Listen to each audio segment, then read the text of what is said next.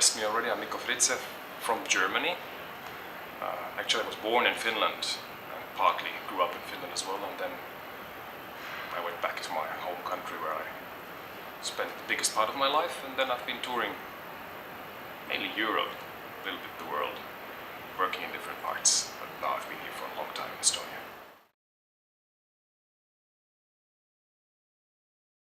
Good question. Within the job which I do normally, or what I do in this Cultural Institute of Germany, Goethe Institute, we can choose between different countries, choose.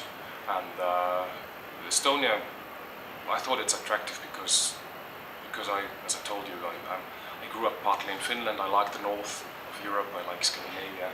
I thought it might be different, but somehow something I probably like, and it turned out to be so. It's different and it's something I like.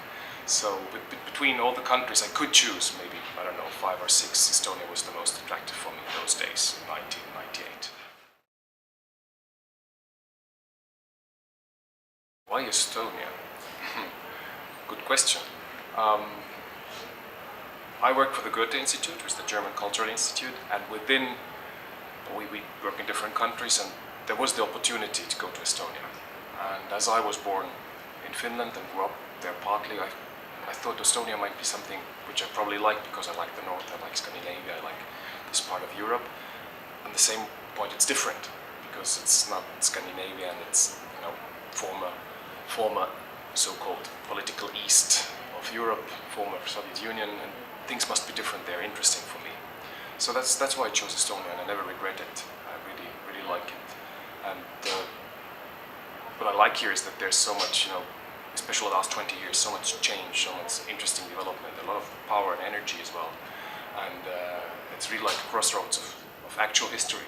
You see what was before, just 20 years ago, and what's happening now, and how they meet and how they develop together. And then Estonia is quite beautiful. There's really a lot to discover. For somebody who lives here, it doesn't get boring. For somebody who visits it, it doesn't get boring at all, because mainly people don't know Estonia. So, and for me, one of the biggest things I like is Estonian nature. It's not very spectacular. It's not Norway. It's not the Andes or something like that. Whoa, the first moment. It's rather calm, and it's kind of, you have to discover it. But there's a lot of nature here, and there's a lot of swamps. You might think swamps are boring, but they are not. And there's a lot of forest, woods, and coastline islands, and you meet the nature close to the cities, and if you like that, then it's your place. So I've been enjoying it.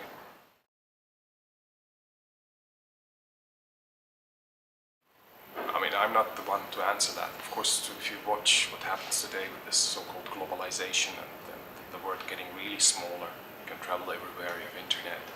So probably there's going to be a unifying of certain lines of culture as well. It's going to resemble each other quite a lot more than before, which is actually seen right now. Lots of trends, they move very fast over the world, and how it will develop, I have no idea. It kind of feels scary that if you think everything's going to be the same. So I'm rather a fan of variety. That's why I like our continent, Europe, as much, or so much, because things are so different. You just have to travel a few hundred kilometers, or sometimes just a few kilometers, and there's a different language, a different way of being.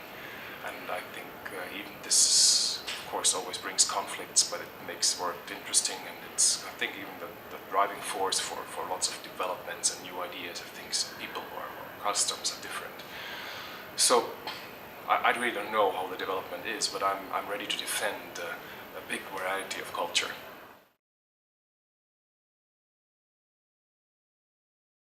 Whew, as well. Does the woman have to change? I don't know. I hope future woman, you ask questions, that's strange. I mean, they should be female, they should be self-conscious, they should like men, in my case at least. They should be, I mean, maybe it's maybe only interesting to see women in a contrast to men, so there must be some attraction between men and women, and I think it's good if both parts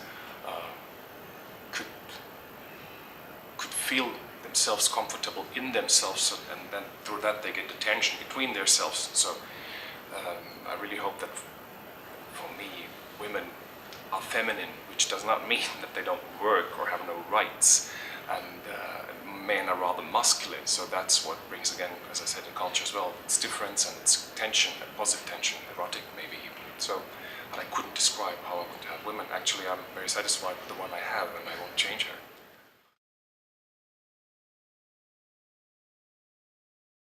They have to find for themselves a role of being kind of man without being dominant in political and social and economic life, which is rather tendency in the world at the moment. But I think as a human being, they should be man, whatever that is. I can't describe. You make me kind of embarrassed. How should I be start? Maybe a personal question, but rather the same what I said about women, but the other way around. So that I rather see this question if you ask men and women how they work together, and I think there's only attraction and tension if there's a certain way of being different as well, of being female and being male.